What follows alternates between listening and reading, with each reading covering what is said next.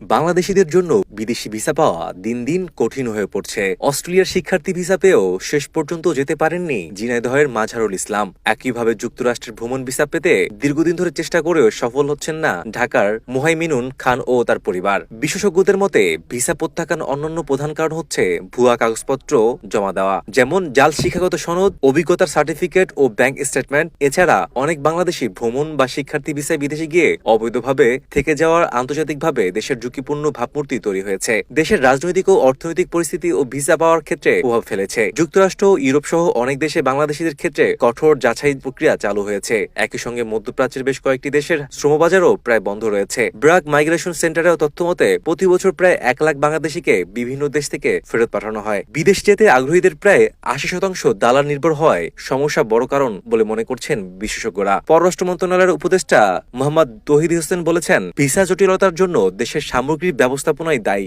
সংশ্লিষ্টদের মতে জালিয়াতি বন্ধ ও সুশাসন নিশ্চিত না হলে ভবিষ্যতেও বাংলাদেশিদের জন্য ভিসা পাওয়া কঠিন থাকবে।